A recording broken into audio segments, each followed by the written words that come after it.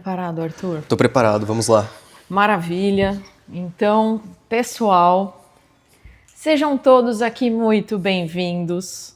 Hoje estamos aqui começando mais um episódio magnífico e tenho o privilégio de estar hoje com o nosso convidado, Arthur Linhares, diretamente de Brasília, do Brasil, com a gente aqui em Portugal para contar sua trajetória, que é movida por vários pontos, onde eu não poderia deixar de citar da onde vem todos os valores que, assim, uma pessoa que só de ficar conversando aqui você já fica encantada, não somente com a gentileza, com o nível de profundidade da conversa, que hoje em dia é difícil, né? Então, assim, eu fico, cada vez que eu começo a conversar com o Arthur, eu fico aqui encantada e com certeza essa herança vem ali da família da Dona Maria Paula, do seu Francisco, que com certeza tem muito orgulho de você. Um grande abraço a todos e Arthur, seja muito bem-vindo aqui ao nosso podcast. Muito obrigado, Marina, eu agradeço bastante pelo convite, agradeço novamente à Academy CV por ter me proporcionado essa oportunidade, não só de estar aqui neste podcast, mas também de estar aqui em Portugal. E especificamente na cidade do Porto, neste belíssimo escritório que vocês têm, neste belíssimo lugar, com um campo verde ali no fundo. Tá incrível o dia hoje, incrível, né? O dia hoje tá muito bonito. Felizmente não tá nublado. Quando eu cheguei aqui no Porto, o clima tava meio fechado, né? O tempo tava meio... como é que eu posso dizer? Tava um pouco fechado, né? Não tava frio. muito convidativo a um passeio, né? Exatamente, não tava muito convidativo. Eu cheguei aqui, tava 4 graus Celsius, morrendo de frio. Aí agora tá com esse céu azul, esse sol radiante. Tá belíssimo, muito bom o dia. Tá, hoje tá um dia de... Vocês vão ver depois as fotos que a gente vai postar para vocês, e magnífico.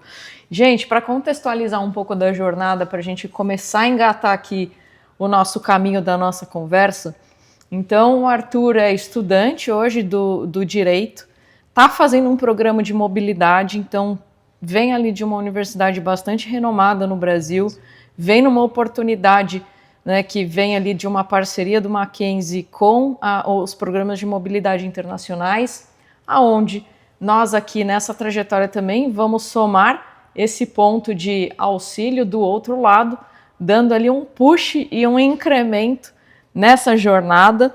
E além disso, trabalha, faz ali o seu estágio, tem um projeto pessoal que depois ele mesmo vai contar e uma trajetória que está só começando, mas já está começando brilhando, né, Arthur? Com certeza.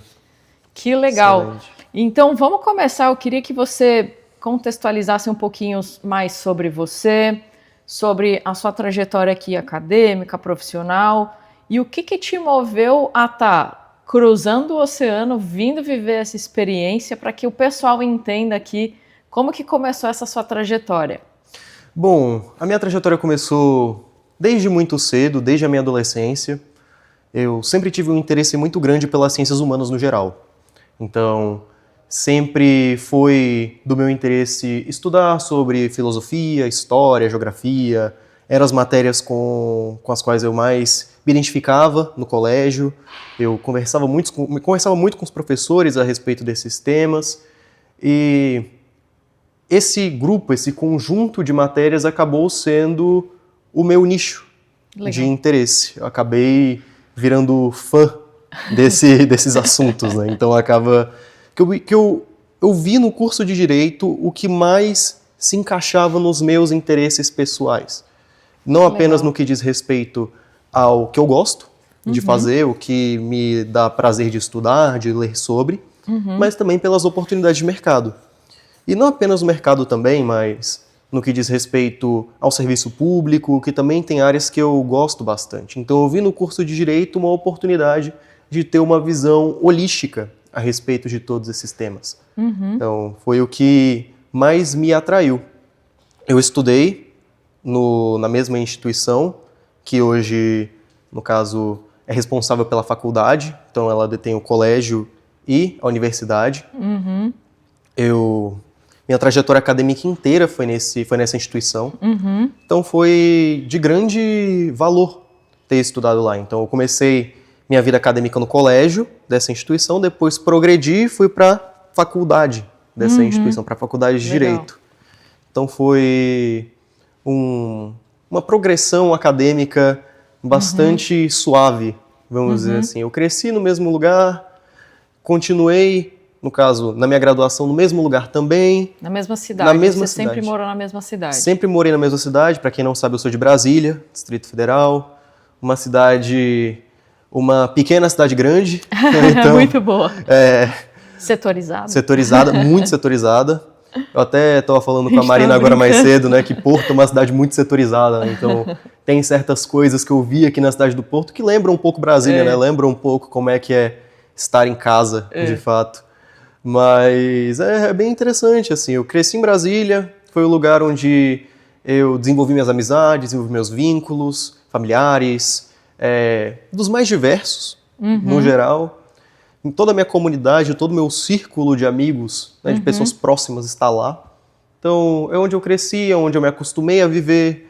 E eu enxergo até mesmo algumas similaridades do lugar onde eu cresci com o lugar que eu estou agora, né? E com agora não digo de maneira genérica, mas circunstancial mesmo.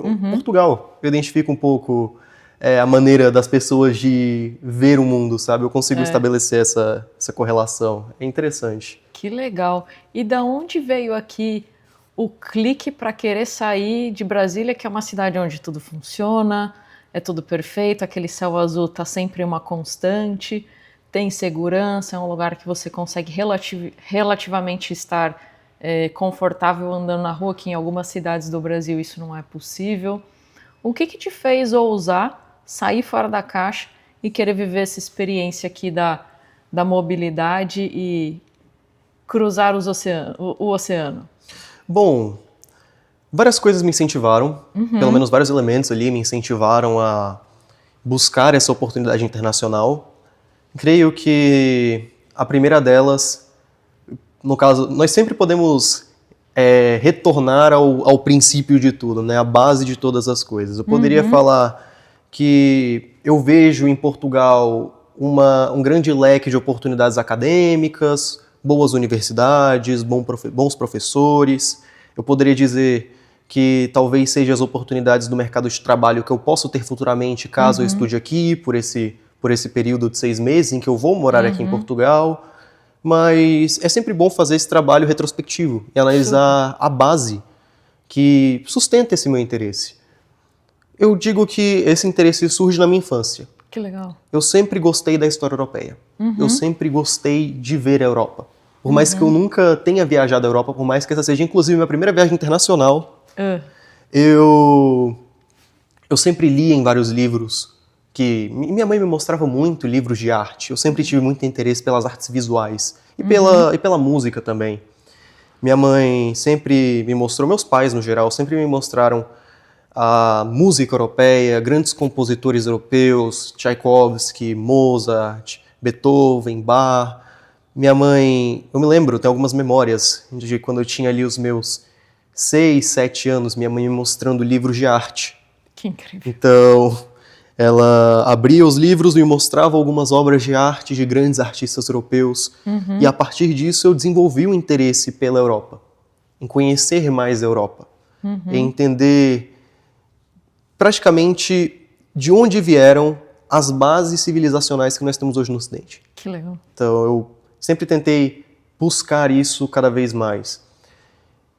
E estando no direito, vendo que a Europa foi a base de todo o sistema jurídico que nós temos hoje no mundo ocidental, eu uni o útil ao agradável, o meu gosto pela história europeia, pelo fato de estar em outro continente, pelo fato de ter a oportunidade de conhecer o lugar que eu sempre li sobre, o lugar que eu sempre admirei, o lugar com aquelas estruturas magníficas que nós vemos em fotos, que nós vemos em livros, com a oportunidade acadêmica. Eu uni essas duas coisas.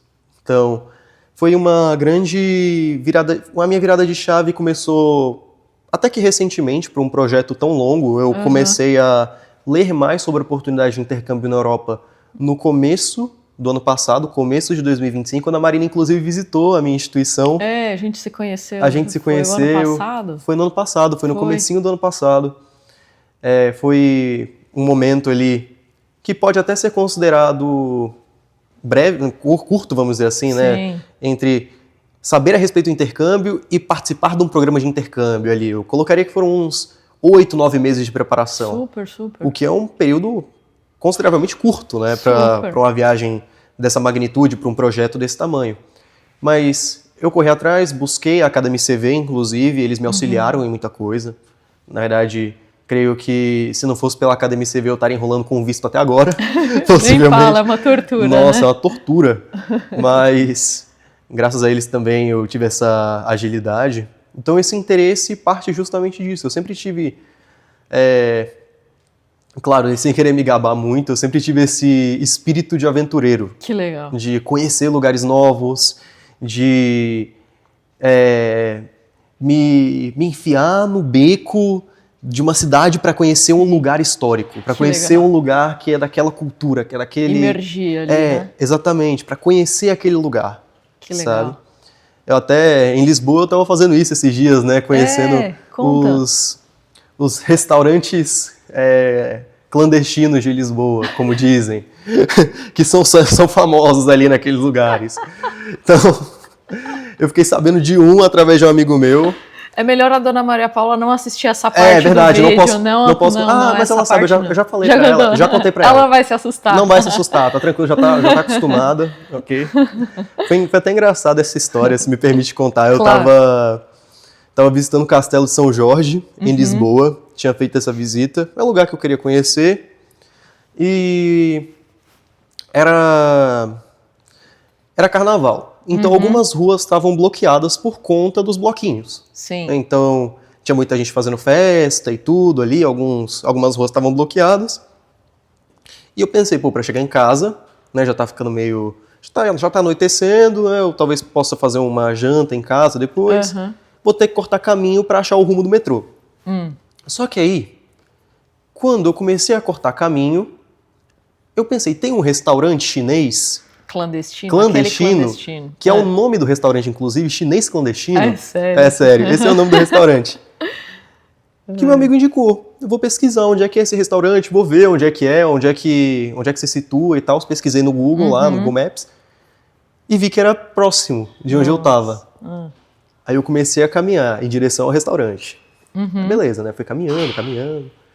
Passei por algumas ruas. Até que eu comecei a me enfiar nos caminhos meio estranhos, assim, não tinha muita iluminação, era uma rua meio estreita, sabe? Não tinha muita movimentação. Eu pensei, rapaz, se alguma coisa acontecer aqui, vou botar a culpa no meu amigo, né?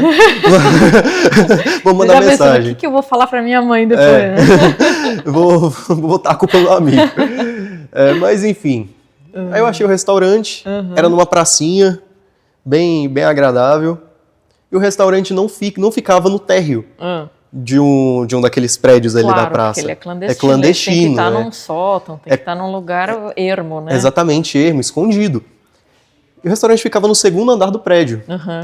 Aí eu adentrei tudo, comi bem lá, um restaurante muito bom, comida barata, fazendo até propaganda pro restaurante aqui, tá? Fica a dica aqui. Fica a dica aí, chinês clandestino, Lisboa, abre 6 horas da tarde, vale a pena, tá? Comida barata. Recomendo a todos que... Não passei mal, tá tudo bem, deu tudo certo.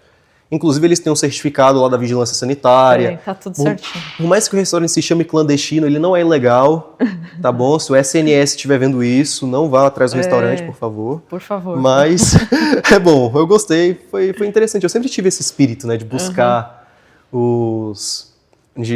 esses lugares, de buscar explorar. Exatamente. Que legal. Então vir para cá também foi como uma exploração, né? Você entrou no modo aventureiro ali avançado, né? Porque o que tem de coisa para se ver aqui em cada passeio que você dá na rua é uma história. Você que gosta de teologia, de história, de religião, arte e tudo mais, é uma viagem no tempo que é assim, tanta informação que fica até difícil você falar, meu Deus, por onde que eu vou começar, né? Exatamente. Que legal, que legal. E olhando um pouquinho dessa trajetória, então você contou pra gente que foi relativamente rápido, 8 meses ali de programação você conseguiu visualizar, e aí nessa jornada, nessa tomada de decisão, houveram algumas burocracias que foram ali superadas, e você fez essa viagem sozinho, e chegando aqui, como que foi esse chegar aqui?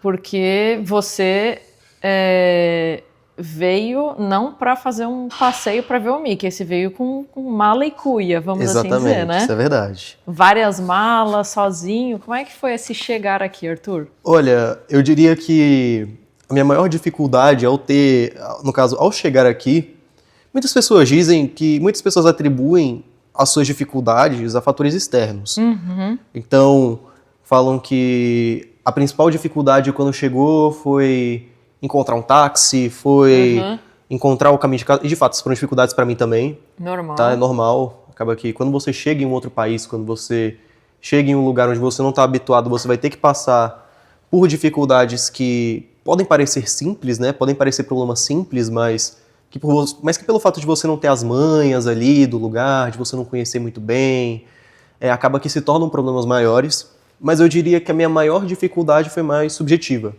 Foi mais introspectiva. Eu diria que foi mudar um pouco a minha visão de que agora eu estou em um outro país, eu estou sozinho. Que legal. Foi uma virada de chave. Foi uma virada de chave. Foi pensar, beleza, ontem eu estava com os meus pais, estava com os meus amigos, estava com a namorada, todo mundo envolvido, tudo perfeitinho. Você estudou a vida inteira na mesma cidade, morou na mesma região, sempre no mesmo bairro, com os mesmos amigos, e agora saiu da caixa, saiu da bolha. Exatamente.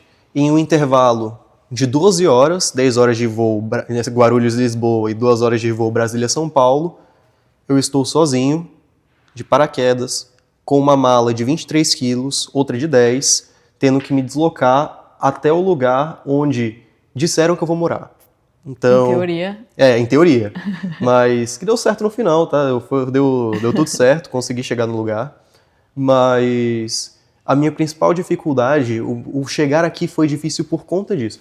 Eu, inclusive, eu coloquei lá nos vídeos, né, no material de mídia que vai aparecer aí para vocês que estão assistindo, alguns relatos pessoais, algumas gravações que eu fiz logo após a minha chegada. Eu cheguei aqui, era umas 11 da manhã, meio-dia, se eu não estou enganado, e eu fiz questão de tirar a foto da primeira coisa que eu vi, quando abriram a porta do avião. E era justamente o céu de Lisboa, muito nublado. Eu tenho uma foto aí que eu mostrei, que eu mandei para vocês, que era o céu de Lisboa nublado, com a vista da cauda de um avião da TAP, que estava ali no taxiamento, né? Taxiando a pista. Então, foi a primeira coisa que eu vi. Foi a minha primeira vista. Minha primeira percepção sobre Lisboa foi, tá frio. Então, tá frio, tá chovendo, eu vou ter que arrumar um jeito de chegar até meu apartamento nesse clima. Nesse tempo aí que tá um pouco, não muito agradável, né? Como a gente disse logo não muito convidativo, como a gente disse logo no começo. Aí tudo certo, cheguei, no caso, fui até o aeroporto, peguei minhas malas, só que eu enfrentei o primeiro perrengue da viagem. Legal. Que foi, não tem internet. Ah, tá. Então eu não tinha internet. Eu não tinha um plano internacional, então não tinha nenhum chip. Eu não sabia da existência da Vodafone até então. E nisso, que é a empresa de telecomunicações, caso vocês não saibam, daqui, não sabia o que fazer. Os táxis geralmente cobram um valor mais excessivo no aeroporto.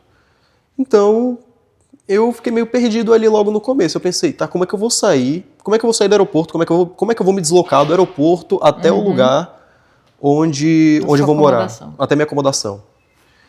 Eu perguntei a um guia turístico ali, na verdade, um dos ajudantes, um dos assistentes ali do aeroporto que ajudam turistas, pessoas de fora a se localizarem, como que eu poderia fazer para chegar até a minha residência, até a minha acomodação. Eu falei o endereço e tudo, mostrei o lugar, o lugar exato. Ele falou, olha, de autocarro, que é ônibus, não daria muito certo, porque você está com as malas muito pesadas, você teria que descer do ônibus, depois retornar. Eu sugiro que você vá de metrô. Só que, o que acontece? Não sei se vocês já viram o metrô daqui de Lisboa, mas tem muita escada. E não necessariamente uma escada rolante. E não necessariamente uma escada rolante, para melhorar a situação. Então, foi meu primeiro treino de bíceps e meu primeiro treino de ombro em Portugal. Descer com essas duas malas, descer e subir em 2 estações. Ai, meu Deus. Eu me perdi dentro do metrô, não sabia onde me situar ali, porque eu não tinha internet, então não sabia qual linha pegar. Até que chegou um dos funcionários do metrô. Um rapaz jovem foi falar comigo ali, né, um dos funcionários, e me explicou como chegar na minha acomodação. Eu fiquei tranquilo, até então, peguei minhas malas e desci na famosa estação ali da Praça da Espanha, que é bem, bem conhecida ali em Lisboa, bem no centro, né, perto de Saldanha ali e tudo. Só que tinha um outro porém. A saída da estação era relativamente longe da minha acomodação. Nossa. E eu não sabia onde me localizar. Porque você estava sem internet? Porque Voltamos. Exatamente, porque eu estava sem internet. Tá vendo como que a internet é importante, né? Então, nem o mapa de mão eu tinha, né? Eu não tinha nem aquele mapinha o básico. O básico que você ganha de ali. Papel, de papel. De turista. Aquele mapinha de turista e tudo. Com aqueles desenhos lúdicos, né? Dos postos, não tinha nem isso. Aí eu fui, perguntei para um senhorzinho português como que eu poderia chegar na minha acomodação a pé. E ele falou, não, você anda ali 400 metros, vira à direita e você consegue chegar à sua acomodação tranquilamente, sem nenhum problema. Aí deu tudo certo. Só tive que caminhar bastante naquela calçada com aquelas malas, né, até chegar ali no prédio, mas deu tudo certo. Chegou. No fim das contas, cheguei em paz, tranquilo, inclusive até me vangloriei diante dos meus amigos depois, né, mandei mensagem falando, gente, eu consegui sair do aeroporto, pegar o metrô, encontrar o meu prédio sem consultar a internet uma vez. Então... Existe vida sem internet. Existe vida sem internet. É possível. É possível. Era assim que os nossos pais viviam, então... mas... deu tudo certo. Eu consegui chegar na minha acomodação e essa foi a minha primeira dificuldade, né? No caso, esse foi minha experiência... meu primeiro perrengue. Ou os primeiros perrengues de estar aqui em Lisboa, né? Que legal. Claro, não posso... Eu não vou citar os perrengues que eu passei no ônibus também, em metrô, porque senão o vídeo ficaria muito grande. Mas tudo isso está envolvido nessa questão, né? De estar em um lugar que você não conhece sozinho. Sim. E acho que é o que você falou também. É muito legal porque provavelmente até então... você tinha uma percepção mágica, né, que de repente a geladeira estava cheia. Na sua casa lá no Brasil, né, do nada a sua roupa estava passada, estava limpa, e agora virou a chave, né, Arthur? Agora você num lugar novo, com a sua autonomia, independência, ter que se gerenciar, ter que aprender tudo do zero.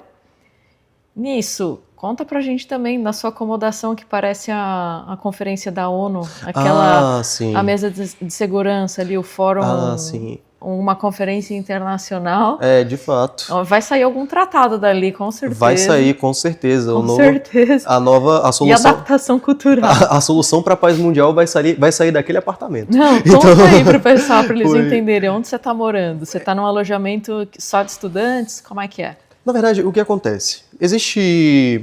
Tem uma empresa que é responsável por alojamentos temporários para... Uma plataforma. Uma plataforma que é responsável por alojamentos temporários de estudantes e pessoas que estão morando em um período de tempo específico em Portugal. Não necessariamente estudantes, mas também pessoas que trabalham, tanto que tem algumas pessoas no meu apartamento que não só estudam, mas trabalham e têm a pretensão de morar por um período mais extenso em Portugal, mas não necessariamente no mesmo lugar, não necessariamente ali. Então, acaba que funciona da seguinte maneira, para que vocês consigam visualizar um pouco melhor. Tem um apartamento grande, nesse apartamento tem 10 quartos. 10 quartos, então uma mansão. É uma mansão, é um apartamento bem grande. Nesse apartamento, você tem 10 quartos. cada pessoa aluga um quarto e compartilham alguns espaços dentro do apartamento. As áreas comuns. As áreas comuns. Então, a cozinha, lavanderia, banheiro, as áreas ali de convivência, são áreas compartilhadas. Todos têm acesso, todos podem usar, mas cada um tem o seu quarto. Os 10 quartos não estão totalmente preenchidos, não estão totalmente ocupados. Atualmente, no apartamento, apenas 8 quartos estão ocupados. E é interessante porque nesse apartamento tem, pelo menos atualmente, moram pessoas de nacionalidades totalmente distintas. Da onde, por exemplo? Olha, até agora, no caso, até agora no apartamento, tem 2 brasileiros, eu e mais um amigo que está fazendo doutorado aqui, que é bem interessante a história dele também. Uma moçambicana, uma turca, uma belga, um japonês, 2 americanas e um argentino que mora nos Estados Unidos há 30 anos. Então, você tem ali naquele contexto várias pessoas de várias nacionalidades diferentes, várias culturas. Idades diferentes também. Por mais que todos nós tenhamos uma faixa etária parecida ali de 18 a 24 anos, são idades distintas e são pessoas que vieram de contextos culturais e sociais muito distintos também.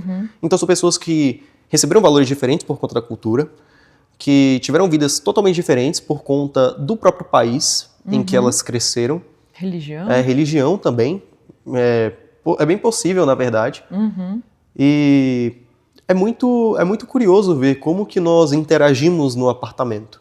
Porque existem momentos em que todos estão reunidos ali no apartamento, todos se reúnem nas áreas de convivência comum e começam a discutir a respeito de questões da própria vida. Uns começam a perguntar aos outros como que foi sua infância no seu país, como que é viver no seu país, desde questões básicas até como que foi sua criação, o que vocês comem, que tipo de música vocês ouvem, o que vocês gostam em outros países, até questões mais profundas e complexas, como que é o custo de vida, como que é o mercado de trabalho, como que é a expectativa de futuro, como que vocês enxergam o futuro no país de vocês, questões mais aprofundadas e que dizem a respeito de pontos mais particulares a respeito de cada país e de cada indivíduo que está ali, de cada pessoa que está ali.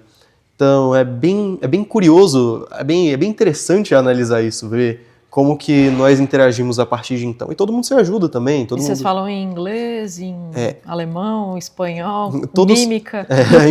Olha, é interessante. Todos nós falamos em inglês. Na verdade, o idioma comum da casa é o inglês. Até porque não teria como fazer um intensivão de turco-holandês para que nós possamos nos comunicar. Mas todos nós falamos em inglês, geralmente. Acaba que, por terem 3 lusófonos na casa, nós falamos entre si em português. Então, nós 3, no caso eu, a moçambicana e o outro brasileiro, falamos em português normalmente. O argentino fala um pouco de português também, então nós falamos em português com ele. Em portunhol. E ele também se esforça para aprender o português. Legal. Esse amigo japonês que mora com a gente também, ele se esforça para aprender o português, então tem vezes que ele até me mostra alguns textos que ele está lendo e tentando traduzir no português, ele pede para que eu corrija.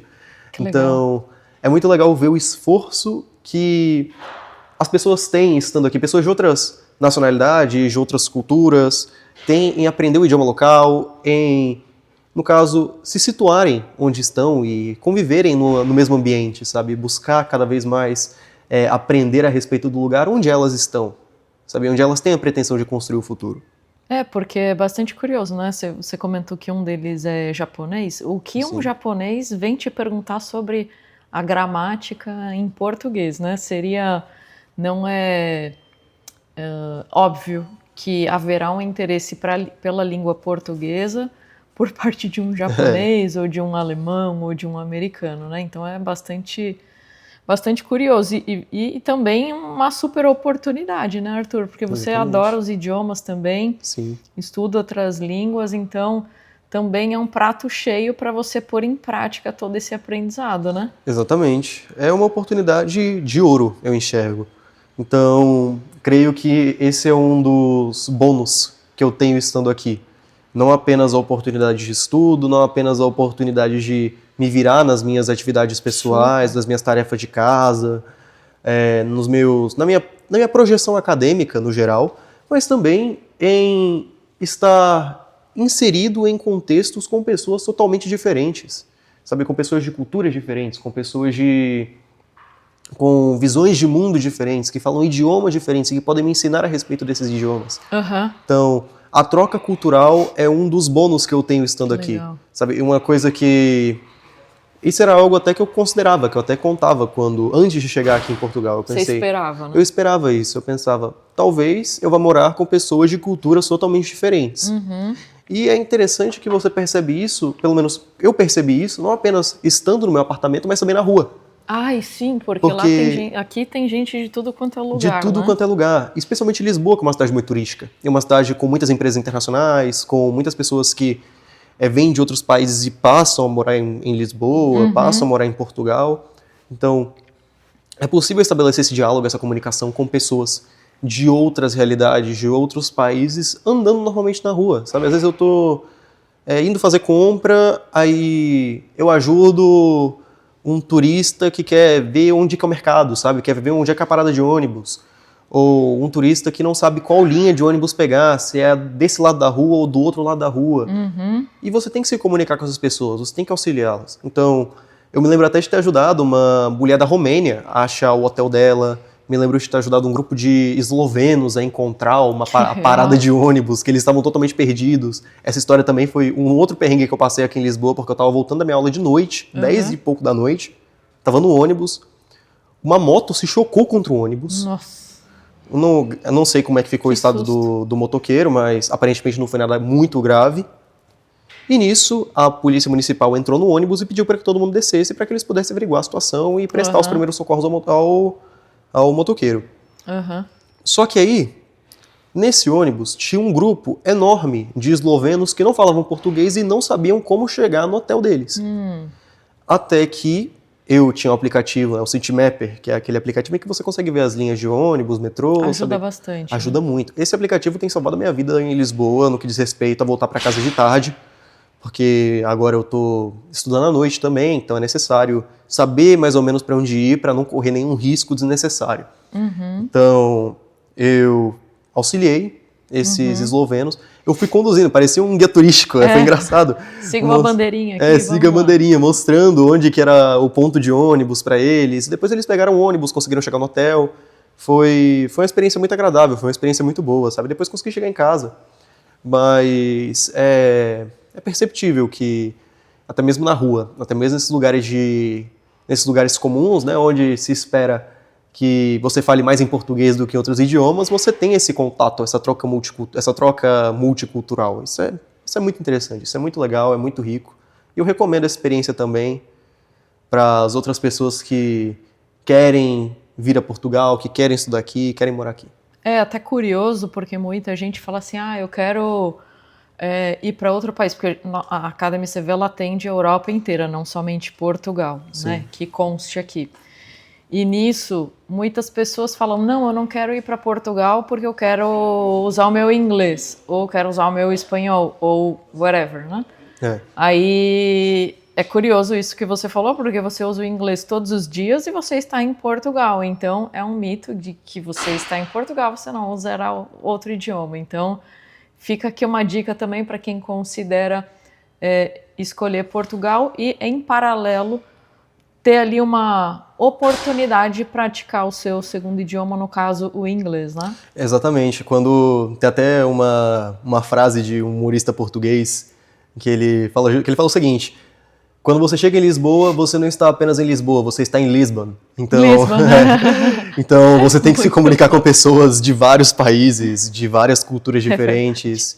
Então, se você vem para Portugal na expectativa de que você não vai treinar o seu inglês, você não vai treinar algum outro idioma, o espanhol também, porque aqui tem muitos espanhóis, tem muitas pessoas de países hispanohablantes, então você vai ter essa oportunidade também. Então, você tem a vantagem de que você não vai precisar fazer um TOEFL da vida, um DELE, um DELFI para entrar na universidade, mas você também vai conseguir praticar outro idioma em situações cotidianas. Então isso é uma dupla vantagem, na verdade, que você tem em Portugal em relação a outros países da Europa. Claro, não que estudar em outros países da Europa seja ruim, pelo contrário, Não, muito não. bom, é uma experiência Com riquíssima. certeza. Mas em Portugal você tem essa facilidade e você tem essa oportunidade de treinar o inglês não apenas no contexto acadêmico, não apenas aquele inglês técnico, aquele inglês jurídico, Conversar mesmo. mas conversar mesmo, trocar ideia com um turista que tá querendo saber como chegar em um ponto que ele quer conhecer, ou falar a respeito da sua vida. Isso é uma coisa muito boa também. Às vezes você está em um espaço de convivência comum e você começa a conversar com uma pessoa de uma cultura totalmente diferente, aprende a respeito da cultura do país dela, aprende a respeito dos valores que ela carrega, da trajetória de vida dela.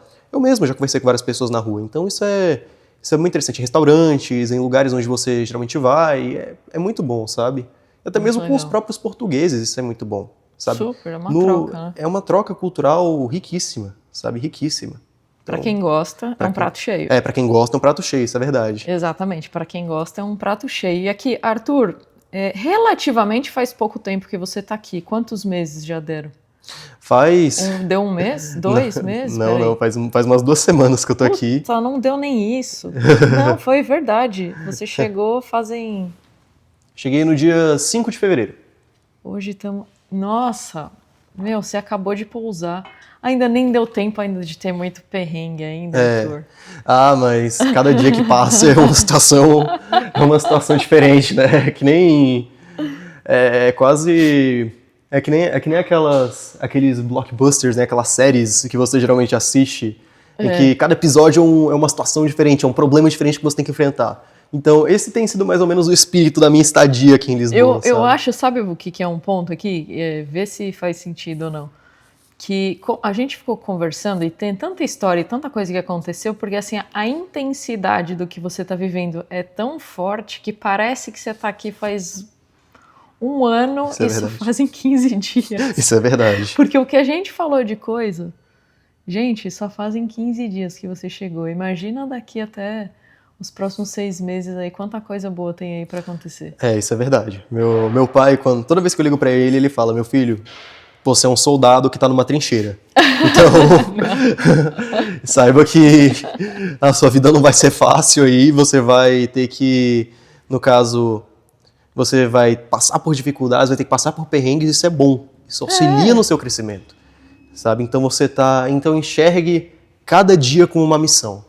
Enxergue cada dia como um leão que você tem que matar realmente, com um objetivo que você tem que conquistar. Mas é uma oportunidade, né? Porque também se a gente olha a intensidade da quantidade de aprendizados que você vem tendo em tão curto tempo, é magnífico. Quanto tempo você demoraria lá para ter o mesmo desenvolvimento? Acho que vamos lembrar isso também, que esses desafios é porque você está no modo aceleração aqui da curva de aprendizado, né? Exatamente. São experiências enriquecedoras. São experiências que ajudam a moldar o caráter. Então, lidar com essa situação, lidar com esses perrengues do dia a dia, lidar com o fato de que você está sozinho e tem que cuidar da sua vida por conta própria, sem depender dos outros, é uma experiência libertadora. Ainda as pessoas, no caso, existem pessoas que, por mais que morem com os pais, no Brasil especialmente, por mais que morem com outros familiares também, tem um certo nível de autonomia. E de fato essa autonomia faz parte da maneira que as pessoas se comportam, da dinâmica de cada família.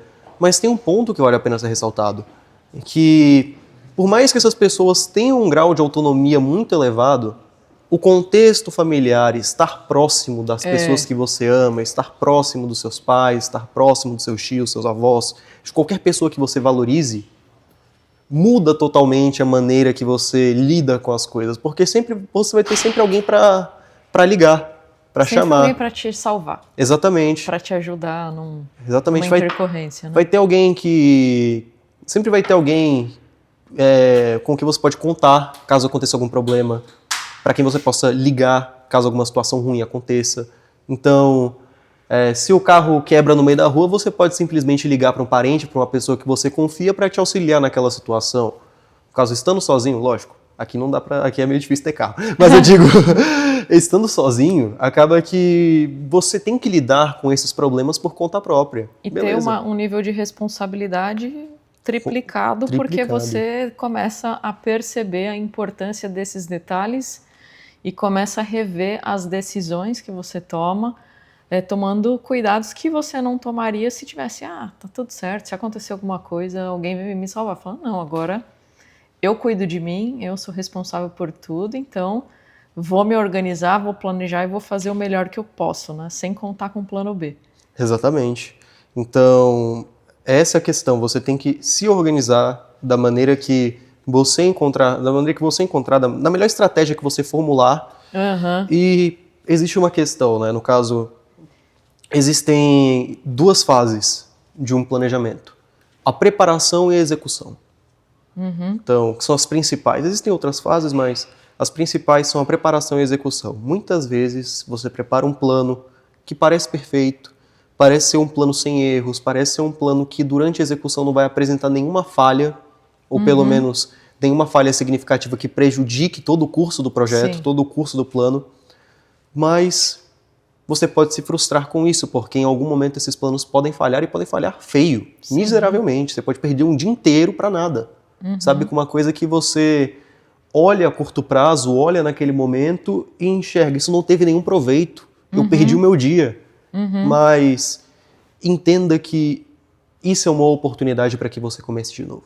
Isso é uma oportunidade de se reestruturar, de ver onde você falhou no planejamento e na execução do plano e como que você pode melhorar nas próximas vezes. É uma forja. Constantemente você é forjado. É a forja, é o ferro. É o ferro, exatamente.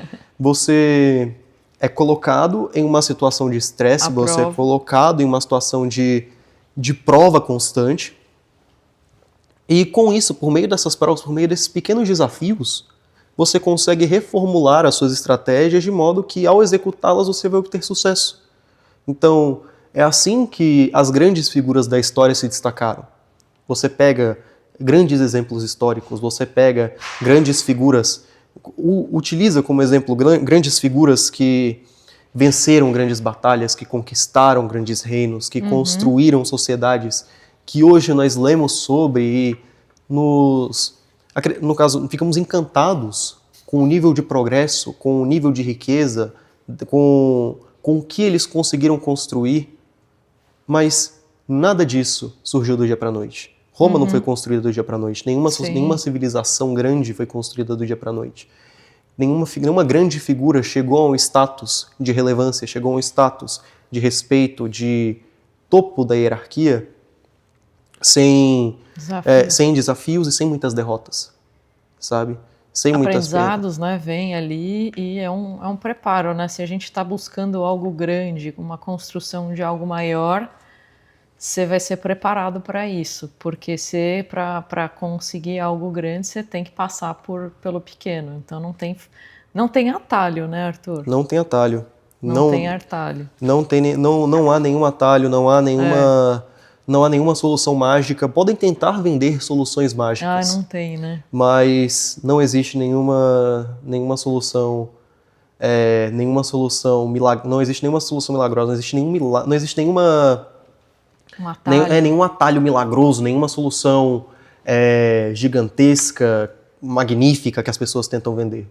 O que você pode fazer é executar os seus planos devagar, errando muitas vezes, claro, sempre mantendo foco no seu objetivo principal, mas saiba que durante a execução você pode cometer erros. É natural cometer erros.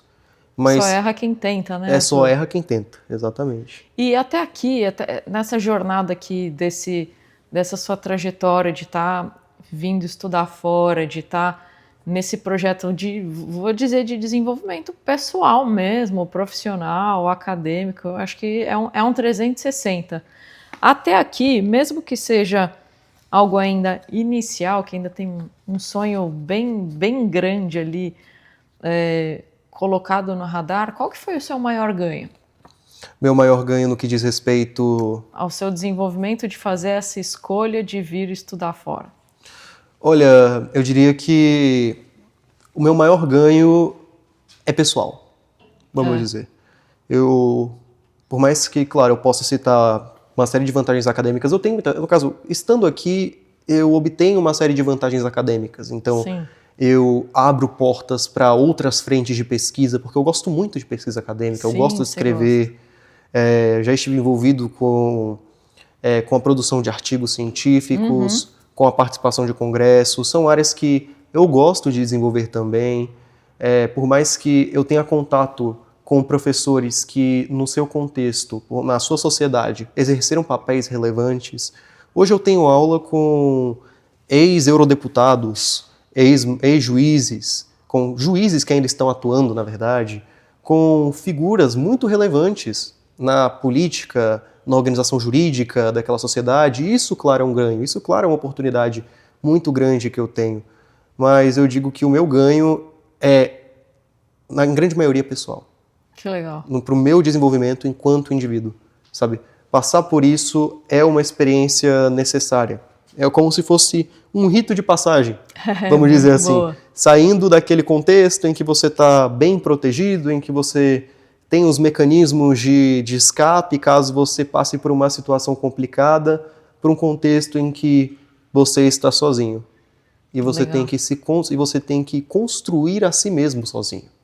E um autoconhecimento também, um momento para Exatamente. você, nessa troca de ambiente também, ajuda a que nós olhemos um pouquinho para nós, né? Porque Sim. você tira todas as variáveis externas e começa a ter um aprendizado também, uma maturidade de um autoconhecimento. Exatamente. Você passa a ter um conhecimento maior a respeito de quem você é. Sabe? Você começa a ser mais consciente a respeito de quem você é. Toma consciência.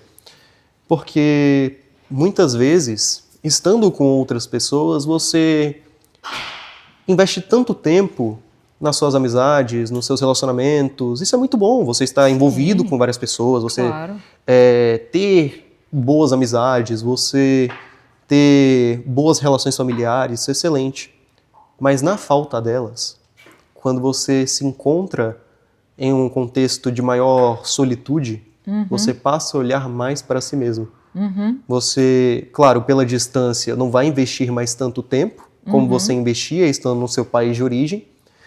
E por não investir esse tempo nos outros, na maior parte das vezes, você passa a investir esse tempo que você investia nos outros em si mesmo. Super. Então você passa a olhar cada vez mais para quem você realmente é. Você passa a ter uma visão muito maior, muito mais ampla, muito mais abrangente de quem você realmente é. E às vezes nós olhamos para nós mesmos e isso pode ser uma experiência, pelo menos foi um outro desafio que eu passei, né? Como eu falei anteriormente, né? Os meus principais desafios foram introspectivos, foram mais subjetivos. E eu diria que um dos maiores desafios que eu enfrentei nessas primeiras semanas foi a solidão. Então, você estar só. E a solidão muitas vezes bate na hora que você sai desse contexto. Super. Mas é olhando para esse vazio, muitas vezes, é olhando para esse cenário, para essa sala escura em que você se encontra, em que você encontra uma boa parte do significado da existência, sabe? Com certeza. E então, começa a descobrir coisas que você nunca tinha parado para analisar, não sabia que não gostava ou que gostava daquilo, achava que aquilo não fazia falta e agora faz, ou vice-versa. Então, a solitude é muito boa. E a gente também se abrir para novas conexões, conhecer pessoas novas, essas novas perspectivas e leituras do mundo, acho que são fundamentais como ser humano mesmo. Numa era da inteligência artificial, o que vale é o fator humano. Essa troca aqui, esse café que a gente tomou, né? Esse aperto de mão ali, o olho no olho, e é construir isso e é voltar para essa essência, né? Exatamente. Sem querer me alongar muito, mas no meu segundo dia em Lisboa, eu recebi uma palestra motivacional de um motorista de ônibus. Foi engraçado. Ele é brasileiro. No caso, eu tinha pego o ônibus errado. Como eu falei, eu tive alguns problemas tentando me encontrar com o transporte público de Lisboa. É normal. Mas pegando o ônibus correto, eu acabei me encontrando com o motorista. Eu fui fazer uma pergunta pro motorista. No caso, o ônibus anterior a esse outro ônibus que eu peguei tinha parado no meio da rota. Eu não sabia por que ele tinha parado, porque ele tinha, no caso, parado ali e o motorista tinha pedido para que todos os passageiros descessem. Então, estando nesse outro ônibus, eu perguntei do porquê que isso aconteceu, o motorista me explicou. E ele falou, no caso, no meio da conversa, ele falou que era brasileiro e tudo, eu expliquei do porquê que eu estava aqui, falei que estava fazendo projeto de intercâmbio, ia passar 6 meses em Portugal, morando. E ele falou, olha, eu tô aqui há mais de 9 anos. E saiba que muitas vezes, estando longe da sua família, estando longe daquelas pessoas que você ama, a solidão vai bater. Você vai ficar triste, você vai passar por situações que podem fazer com que você reflita mais. Duvide. Exatamente, com que você reflita, duvide a respeito do seu potencial, a respeito da sua capacidade, mas saiba que isso nunca deve ser maior do que a sua vontade de vencer. É isso Então, aí. não desista. Quando eu desci do ônibus, eu estava indo inclusive a uma das minhas universidades, né, que eu vou fazer um projeto de intercâmbio aqui, para conhecer o campus, ver, no caso, a estrutura, conversar com os coordenadores. E quando eu desci na parada, ele virou para mim, pegou no meu braço e falou, não desiste, não desista do seu projeto, você vai vencer. Ele falou isso para mim. Então, que legal. Foi uma mensagem divina que chegou. É uma mensagem divina, exatamente. Então foi uma experiência muito boa e está sendo, na verdade, uma experiência enriquecedora até então. Que legal, que legal. E, Arthur, o que você agora está visualizando como futuro? Você, a curto prazo, a médio prazo? Conta um pouco do que vem aqui pela frente nas cenas dos próximos capítulos aqui da temporada 2 aqui do seu projeto de intercâmbio. A temporada 2 do meu projeto de intercâmbio, pelo menos, são 6 meses. 6 meses. 6 meses, naturalmente, é um planejamento de curto prazo. Legal. Curto a médio, podemos dizer assim, porque, a depender da sua organização, pode ser um projeto de médio prazo. Sim. Então, eu diria que, claro, por enquanto, a minha perspectiva estando aqui é dar o meu melhor nas minhas matérias, no meu projeto de intercâmbio, desenvolver mais projetos de pesquisa. Eu tenho muito interesse em fazer isso. Eu tenho muito interesse em trabalhar com iniciação científica aqui na Europa, porque é uma área que eu gosto. Eu gosto de escrever, eu gosto de pesquisar a respeito de alguns temas. Já tenho temas de artigos preparados para começar a escrever, submeter a alguma banca avaliadora para que possa publicar esses artigos posteriormente.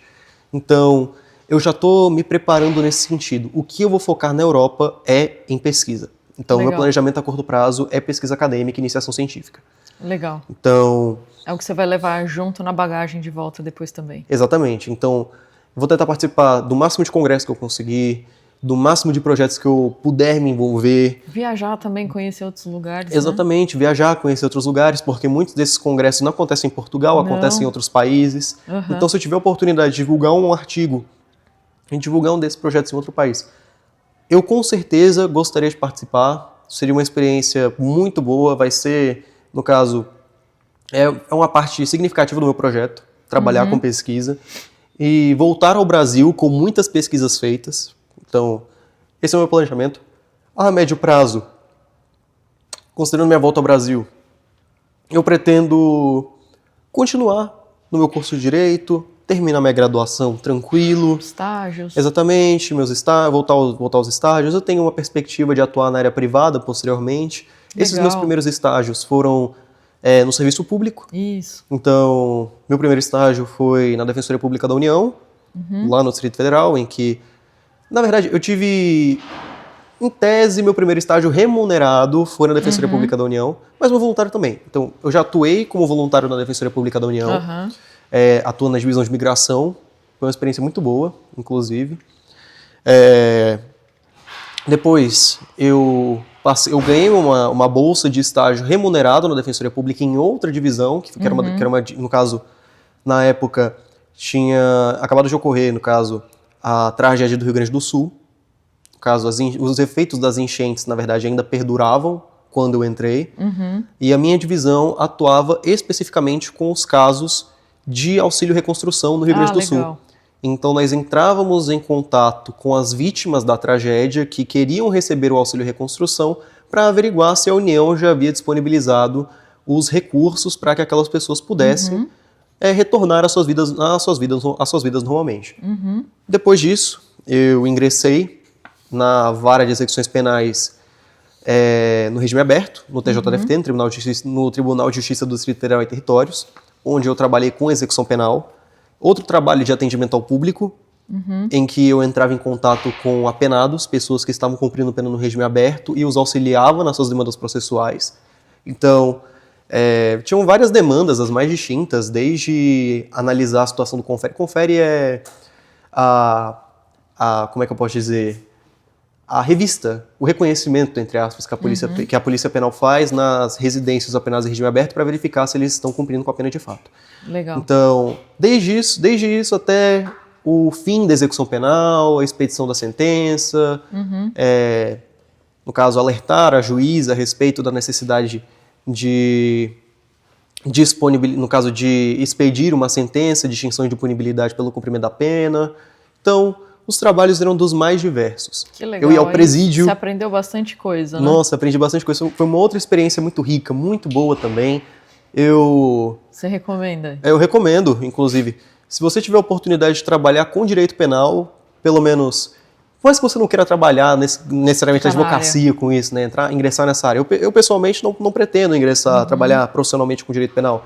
Mas se você tiver a oportunidade, ainda que seja de fazer um estágio ali, de uns 3, 4 meses, faça, porque é uma experiência enriquecedora. Sempre boa. Você vai conversar com pessoas de realidades totalmente diferentes, você vai conhecer uma camada da sociedade que muitas vezes não é exposta, que muitas vezes não é tão divulgada nos veículos de imprensa ou nas mídias sociais, vamos dizer assim. Que legal. E, Arthur, olhando um pouco o papel aqui que o nosso suporte, falando um pouco da mentoria aqui da AcademyCV. Agora que você já deu esse passo, chegou até aqui, o que foi a mentoria para você? Foi algo que somou? Tem algum ponto que se destacou nessa ajuda? Olha, eu diria que foi o pináculo para eu estar aqui. Se não fosse a mentoria da AcademyCV, como eu disse antes, eu estaria batalhando com o visto até hoje. Claro, eles me ajudaram não apenas com o visto, mas com todo o processo. Desde a fase de candidaturas, desde a lista de documentos que eu deveria apostilar, quais cartórios que eu deveria ir, fazendo indicações de universidades, fazendo análise de risco, fazendo reuniões constantes. Então a AcademyCV me auxiliou enormemente no meu processo. Eu agradeço bastante ao trabalho ao serviço prestado, porque foi muito bom, foi excelente. Desde o começo até agora eles têm me ajudado, outros amigos meus buscam, no caso, ou estão buscando os serviços da AcademyCV para os seus projetos de mestrado, doutorado, que querem fazer internacionalmente na Europa, na Europa e especificamente em Portugal. Então, o que a AcademyCV fez a respeito do meu projeto foi algo enorme. Foi um planejamento intensivo para garantir que tudo corresse bem, como ocorreu bem de fato, e está ocorrendo bem. Que continue assim, né, Arthur? Que continue assim, e vai continuar assim. O serviço deles é muito bom, a AcademyCV tem me auxiliado, ainda me auxilia bastante. Esses dias eu estava até com uma demanda a respeito do NIF, né, que é o número de contribuinte aqui de Portugal, que eu tenho que tirar. Eles mandaram um documento mostrando como tirar o NIF, com as especificações, quais documentos que eu tenho que reunir, em qual lugar que eu tenho que ir para tirar esse documento, para tirar esse número. Então, eles te auxiliam desde análise macro, onde você, no caso, toma consciência de onde você está e para onde você quer ir. Você realiza, você traça a sua trajetória de uma maneira ampla, mas eles também te auxiliam no que diz respeito ao micro, às pequenas coisas, aos pequenos detalhes que muitas vezes passam desapercebidos pela maior parte das pessoas. Eu conheço pessoas que hoje também vão fazer um projeto de intercâmbio similar ao meu e que até hoje estão tendo problemas com o visto por conta da burocracia. Então, às vezes perde um embarque, chega atrasado para as aulas. Exatamente, tem que pagar. O estresse, né? O estresse é muito grande, não consegue se inscrever no curso a tempo, então tem que pagar taxa de cancelamento de passagem. É toda uma questão que pode gerar dores de cabeça para as pessoas que querem fazer esse projeto. Então a AcademyCV fornece todos esses serviços de uma maneira exemplar.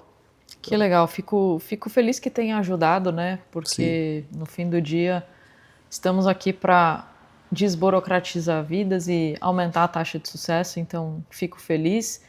E vamos deixar aqui um recado, Arthur, para quem está pensando em, meu Deus, será que eu vou estudar fora ou não? Será que eu me dou essa oportunidade ou não? Será que isso é para mim ou não? Você tem algum recado para olhar ali para aquela câmera, para quem está ali procrastinando ou com um sonho guardado na gaveta? O que você diria para o Arthur há um tempão ali atrás que ousava, ou para um colega que está duvidando dessa decisão? Se você está duvidando da sua decisão hoje, eu apenas digo para você, não desista. Silencie essas vozes que muitas vezes falam na sua cabeça e pedem para que você desista. O brasileiro vive em média 75 anos. Você está nos seus 20. Então, você está em uma fase da sua vida em que arriscar é a melhor coisa que você pode fazer. Tentar, então, né? Ousar tentar. Porque quando você chega ali em uma fase da vida cuja sua idade é mais avançada, você não pode se dar o risco de tentar muitas coisas novas ou de se arriscar de uma maneira que possa te prejudicar ou prejudicar uma pessoa que depende de você. Então, aproveite esse momento em que você está sozinho, em que você está por si mesmo, para olhar para o penhasco, para olhar para aquela situação de risco e mergulhar de cabeça. É isso, sabe? Mergulhe de cabeça nos desafios. Então, você pode pensar que você pode passar por que essa escolha que você vai tomar vai ser uma escolha ruim, que você vai se colocar em uma situação de risco desnecessário, em que você vai colocar sua integridade em risco. Esqueça tudo isso, sabe? Você está nesse período em que você pode colocar a sua segurança em um risco maior. Sim. Porque em uma dessas, você vai obter um retorno e um crescimento pessoal que vão ser infinitamente maiores do que todos esses problemas que você pensou que queria ter. Pequenininhos que você pensou que queria ter. Daqui, penso eu ainda estou nessa fase também. Eu falo como se eu já estivesse passado por tudo isso, mas eu não passei por tudo isso. Tá passando. Eu estou passando por tudo isso. Talvez você, que também está pensando em passar por também está pensando em fazer esse intercâmbio, passar por essa situação, daqui a 5, 10 anos, olhe para esses problemas que você passou hoje e dê risada. Sim. Sabe? Então, hoje é a situação em que você vai ter que se jogar na linha da frente, em que você vai ter que enfrentar esses desafios, em que você vai ter que ser forte e corajoso, para que depois você seja recompensado. Não falo de recompensas financeiras, não falo de recompensas acadêmicas, pois essas vão existir de qualquer forma. Estando no Brasil ou não, você vai obter um sucesso, você tem plena capacidade de obter um sucesso acadêmico, um sucesso profissional, mas principalmente uma recompensa pessoal, crescimento do caráter. Então, isso não tem preço. Isso não é mensurável financeiramente. Isso não é mensurável por uma nota de uma matéria da faculdade ou pelo saldo da sua conta de banco. Então, esse é o principal ponto que deve ser valorizado na sua experiência. Então, se você está pensando em desistir, pense nisso um pouco, reflita a respeito disso e reconsidere os seus posicionamentos. É isso aí. É isso. Gente, para quem quer conhecer um pouquinho mais do Arthur, eu vou deixar aqui embaixo o link também, não somente aqui do seu LinkedIn, para quem quiser se conectar com ele, fazer essas conexões, e também o canal do Instagram. Temos aqui o nosso canal Feeds Reformata, fantástico. Obrigado. Vamos deixar o @ aqui embaixo. Sigam, acompanhem, dê um like, Arthur. Obrigada aqui por esse momento. Muito obrigado. Eu agradeço bastante. É muito bom estar aqui contigo. Muito bom estar com você também. Fantástico estar trocando essa ideia do lado de cá. Depois de meses ali num planejamento, e ver esse projeto voando aqui, sendo lançado, esse foguete, e que vá bem alto. Se Deus quiser, vai bem alto. E é isso. Mantenham-se firmes e não desistam. É isso aí. Um abraço à família toda que está ali do outro lado. Obrigada, gente. Sigam aí, compartilhem, tá bem? Muito obrigado. Até mais. Tchau, tchau.